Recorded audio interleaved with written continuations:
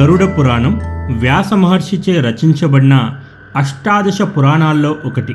ఈ పురాణం సాక్షాత్తు శ్రీ మహావిష్ణువు చేత అతని వాహనమైన గరుడనకు ఉపదేశించబడినది. అందుకే ఈ పురాణంనకు గరుడ పురాణం అనే పేరు వచ్చింది. మనిషి చనిపోయిన తర్వాత పుణ్యాలు చేస్తే స్వర్గానికి, పాపాలు చేస్తే నరకానికి వెళతాడని మనం చిన్నప్పటి నుండి వింటూనే వస్తున్నాం. అసలు నరకం ఎలా ఉంటుంది, నరకంలో ఏ పాపాలకు ఏ శిక్షలు విధిస్తారో గరుడ పురాణంలో పూసగుచ్చినట్లు వివరించబడింది. నరకానికి రాగానే ప్రతి ఆత్మకు ఒక శరీరాన్నిస్తారు. ఆ శరీరం కాలుతుంది, చురుకుతుంది, శరీరం పడే బాధ మీకు తెలుస్తూ ఉంటుంది. కానీ ఆ శరీరం భస్మం కాదు, దానికి చావు లేదు. అలా బలిచ్చే ముందు మేకపోతును అలంకరించినట్లుగా మిమ్మల్ని యమలోక వాసులు చక్కని శరీరంతో అలంకరిస్తారు. ఇక ఆ తర్వాత అసలు కథ మొదలవుతుంది. మీరు చేసిన పాపాలను బట్టి నరకంలో మిమ్మల్ని ఆయా సెక్షన్లకు పంపిస్తుంటారు. మొత్తం 28 సెక్షన్లున్నాయి. మరి ఏ తప్పులు చేస్తే ఏ సెక్షన్కి వెళ్తామో ఈ వీడియోలో డీటెయిల్గా తెలుసుకుందాం. హాయ్ ఫ్రెండ్స్, నా పేరు ప్రశాంత్. రియల్ మిస్టరీస్ ఛానల్కి స్వాగతం, సుస్వాగతం. మొదటిది తమిశ్రం. ఎవరైతే ఇతరుల సొమ్మును దోచుకుని దొంగిలించారో వారిని ఈ సెక్షన్లో చేతులు కాళ్ళు కట్టేసి దారుణంగా కొట్టుకుంటూ శిక్షిస్తారు. రెండవది అంధతంత్రసం. భార్య భర్తను కానీ భర్త భార్యను కానీ సరిగ్గా చూసుకోకపోవడం, వేరొకరితో అక్రమ సంబంధం పెట్టుకుని మోసం చేసిన వారిని ఈ సెక్షన్లోకి పంపిస్తారు. ఈ శిక్ష కూడా తమిశ్రంలో చెప్పిన మాదిరిగానే ఉంటుంది, కాకపోతే డోసు కొంచెం ఎక్కువగా ఉంటుంది. మూడవది రౌరవం.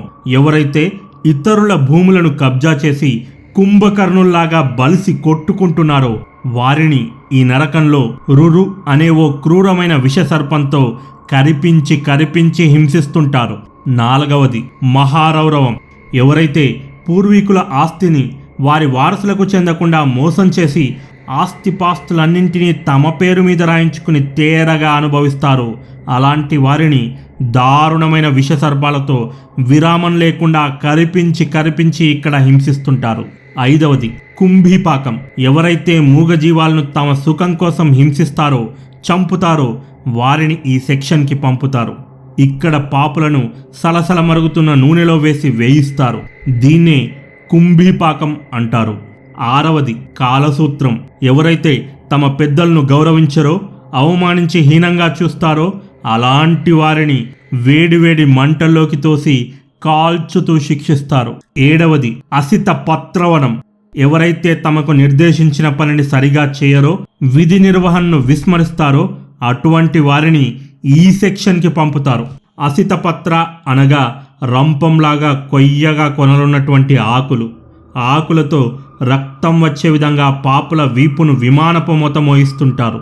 ఒకవేళ ఆ బాధను భరించలేక పారిపోయే ప్రయత్నం చేస్తే ముఖంపై రాళ్ల వర్షం కురిపిస్తారు. ఎనిమిదవది సుకరముఖం.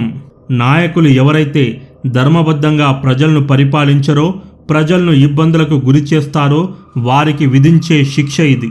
మట్టి పాత్రలు చేసే ముందు మట్టిని కాళ్ళతో ఎలా తొక్కుతారో తెలుసు కదా, అలా పాపులను కాళ్ళతో తొక్కి నుజ్జు చేసేస్తారు. తొమ్మిదవది అంధకూపం. ఎవరైతే మంచివారిని మోసం చేస్తారో, వారి మంచితనాన్ని ఆసరాగా చేసుకొని హింసిస్తుంటారో అటువంటి వారికి విధించే శిక్ష ఇది.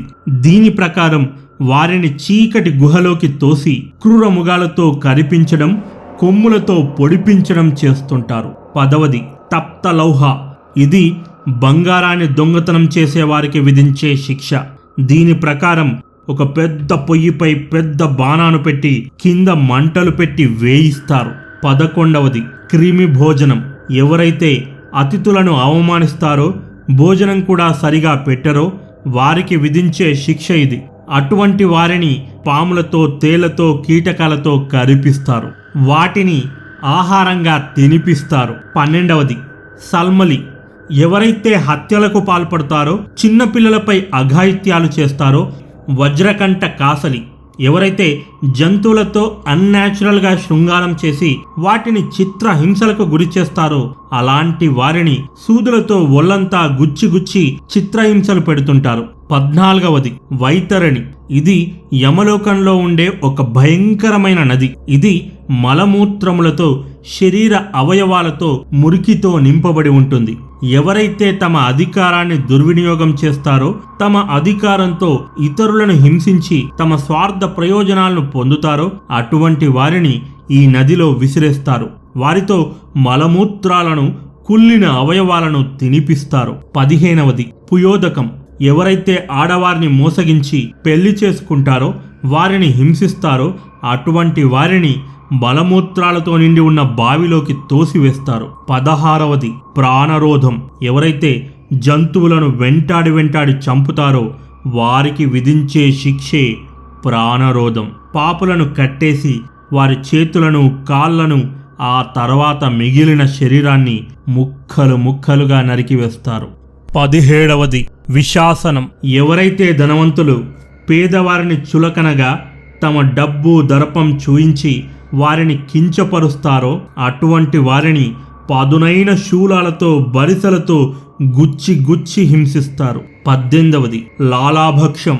ఎవరైతే లోభులు, కుటిల మనస్కులు, పిల్లికి కూడా భిక్షం పెట్టని పిసినారులకు సెమెన్తో ఉన్న సముద్రంలోకి విసిరేసి సెమెన్ని తాగిపిస్తారు. 19వది సారమేయాసనం. ఎవరైతే ఇతరులను మోసం చేస్తారో, కపట నాటకాలను ప్రదర్శించుతూ పైకి మంచిగా నటిస్తూ మోసం చేస్తారో వారిని ఒక గదిలో బంధించి వేల కొద్ది కుక్కలతో కరిపిస్తారు. 20వది అవిసి. ఎవరైతే అబద్ధాలు ఆడుతారో అటువంటి వారికి ఇక్కడ శిక్ష వేస్తారు. ఎత్తైన కొండలపై నుండి పాపులను కిందికి తోసివేస్తారు. నుజ్జునుజ్జైన శరీరాన్ని మళ్ళీ ఎప్పటిలాగా మార్చి మళ్ళీ పైకి తీసుకెళ్లి కిందికి పడేస్తూ ఉంటారు. 21వది ఆయాపనం. ఎవరైతే మద్యానికి బానిసలై ఇతరులపైన అఘాయిత్యాలకు పాల్పడతారో అటువంటి వారికి ఇక్కడ మరిగించిన లోహపు లిక్విడ్లను తాగిస్తారు. 22వది రక్సోభక్షం. ఎవరైతే జంతువులను, మనుషులను బలి ఇస్తారో, బలి ఇచ్చాక ఆ జంతువులను తింటారో వారికి ఈ శిక్ష వేస్తారు. వీళ్ళు ఏ జంతువులనైతే బలి ఇచ్చారో అవన్నీ అక్కడ గుమికూడి గుంపుగా వారిపై విరుచుకుపడి పొడిచి క్రూరాతి క్రూరంగా పీక్కు తింటాయి. 23వది శూలప్రోతం. అమాయకులను, ఏ తప్పులను చేయని వారిని బాధిస్తూ హింసించే వారిని, చంపిన వారిని ఇక్కడికి పంపిస్తారు. ఇక్కడ పాపులను ఆకలి దప్పులతో చిత్రహింసలు పెట్టి శూలాలతో గుచ్చుతారు. 24వది క్షరకర్దమం. ఎవరైతే ఇతరులను సూటిపోటి మాటలతో అవమానిస్తూ హింసిస్తారో వారికి ఈ శిక్ష వేస్తారు.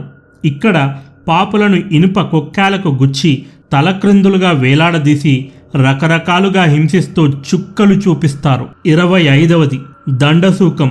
ఎవరైతే మనుషులను జంతువుల కన్నా హీనంగా చూస్తారో అటువంటి వారిని జంతువులతో పీక్కు తినేలా చేసి హింసిస్తారు. 26వది వధరోధం. ఎవరైతే మూగజీవాలను హింసించి వేటాడి చంపుతారో వారిని నరకంలో మంటలలో కాల్చుతూ విషం తినిపించి హింసిస్తారు. 27వది పర్యావర్తనకం.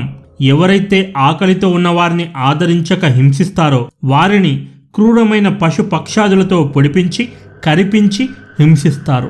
28వది శుచీముఖం.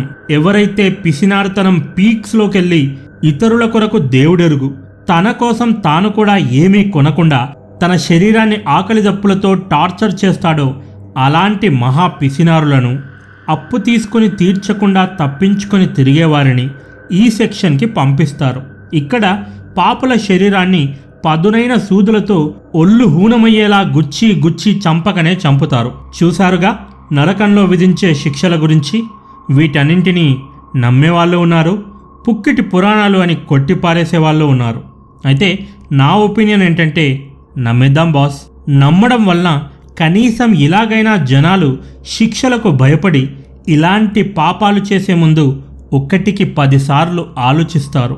పోలీసులు, జైళ్ళు చేయని పని పురాణాలు చేస్తుంటే ఎందుకు వాటిని అవహేళన చేయడం? గరుడ పురాణాన్ని నమ్మితే పోయేదేమీ లేదు, క్రైమ్ రేట్ తగ్గడం తప్ప. ఇది ఈ వీడియో. మరో వీడియోతో మళ్ళీ కలుద్దాం. This is Prashant signing off. Bye bye and take care.